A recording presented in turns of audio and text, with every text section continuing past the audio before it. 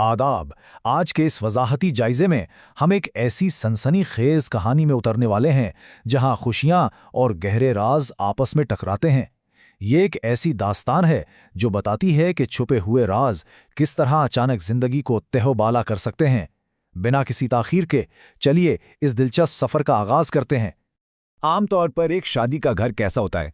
ढोलक की थाप, मेहंदी की खुशबू और हर तरफ कह कहे, है ना? लेकिन जरा सोचिए, क्या हो अगर यही खुशियां अचानक बका और इज्जत की जंग में बदल जाएं? जश्न का माहौल रातों रात एक खौफनाक ख्वाब में कैसे तब्दील होता है? आइए इस हैरानकुन मोड़ को समझते हैं। कहानी शुरू होती है दावर की शादी की पुररौनक तकरीबात से, जहां मेहंदी का जश्न जारी है और साथ ही हया के अंदर एक जहनी कशमकश चल रही है। 21 साल, जरा इस पर गौर कीजिए। ये कोई मामूली अरसा नहीं है।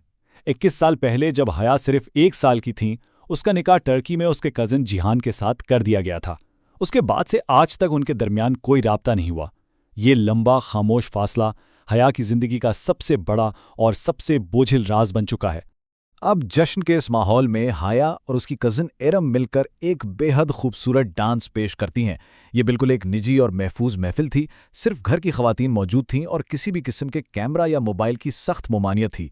दोनों मासूमियत से झूम रही थीं, इस बात से बिल्कुल बेखबर कि यही चंद लम्हात उनकी जिंदगी का सबसे बड़ा तूफान बनने वाले हैं। और फिर शादी की इस गहमा गहमी में अचानक एक पुरस्रार पैगाम आता है जिसने सब कुछ बदल कर रख दिया। उस लड़की के नाम जो कभी किसी अनचाहे रिश्ते के बनने के खौफ से रोती है, तो कभी किसी बन चुके अनचाहे रिश्ते के टूटने के खौफ से। ये अल्फाज उस पुरस्रार खत पर लिखे थे जो हया को मिला। इस पैगाम ने तो उसके पैरों तले जमीन ही निकाल दी। हया समझती थी कि उसका निकाह एक गहरा राज है, मगर यहां कोई था जो उसके दिमाग को बिल्कुल किसी खुली किताब की तरह पढ़ रहा था। दहशत का आगाज यहीं से होता है। खैर, अभी इस खत के सदमे से निकले ही नहीं थे कि बारात वाली रात एक नया खतरा सामने आ खड़ा होता है। वक्त की कमी हया को वलीद के जाल में फंसा देती है। वक्त तेजी से निकल रहा था और 3 बातें लगातार होती हैं। पहला, हया अपने वालिद की गाड़ी मिस कर देती है। दूसरा, मजबूरन उसे वलीद से लिफ्ट लेनी पड़ती है। और तीसरा, जो सबसे खौफनाक है, वलीद शादी के हॉल जाने के बजाय गाड़ी को एक सुनसान और अंधेरी गली में मोड़ देता है। यहां आकर बेचैनी अपने उरूज पर पहुंच जाती है।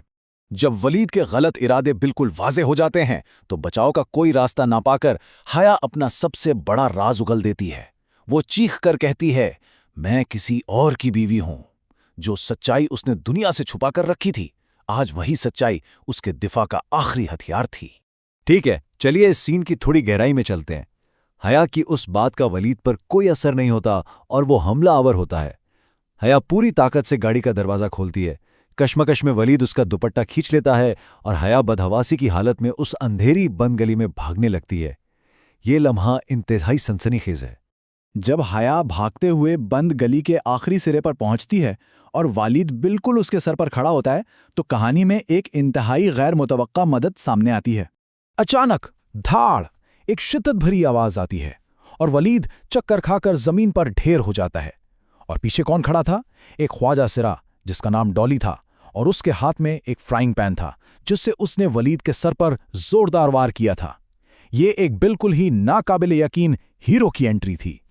लेकिन रुकिए, ये मदद किसी हमदर्दी का नतीजा नहीं थी। डॉली ने उसकी जान जरूर बचाई, मगर साथ ही हया को गर्दन से दबोचा, आगे धकेला, उस पर एक सस्ता सा दुपट्टा फेंका और एक जहरीला लफ्ज मुंह पर दे मारा। बेहया। जिस्मानी खतरा तो टल गया, लेकिन रूह पर लगने वाला ये जख्म, यकीन मानिए, बेहद गहरा था। अभी इस हादसे का खौफ पूरी तरह उतरा भी नहीं था कि एक और तबाही दस्तक दे देती है। इस दफा खतरा इंटरनेट की बेरहम दुनिया से था। वायरल डांस की तबाही।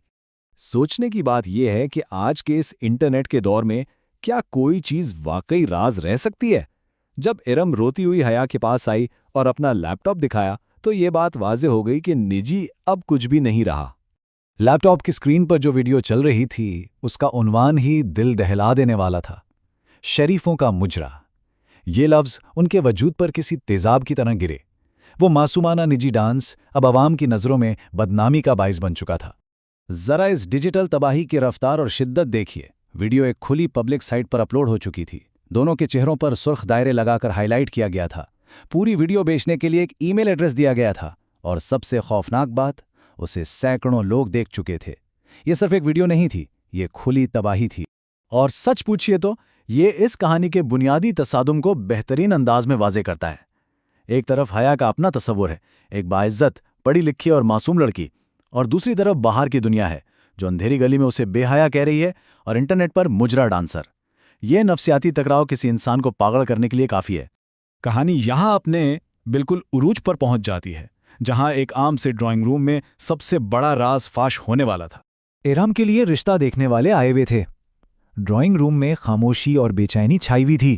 مسز کریم کا بیٹا وہاں بیٹھا تھا، لیکن اس کی غرنی ارم پر نہیں بلکہ تسلسل سے حیا پر جمی ہوئی تھیں۔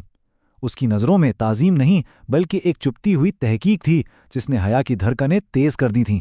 تو یہاں سب سے اہم پوائنٹ یہ ہے کہ اس شخص نے اپنی جیب سے اپنا بلیک بیری موبائل نکالا، وہ نظریں جھکا کر اسکرین دیکھتا اور پھر حیا اور ارم کے چہروں کا باغور مشاہدہ کرتا۔ یہ بالکل صاف تھا کہ وہ اس وائرل ویڈیو کے چہروں کو ان دونوں سے ملا رہا تھا۔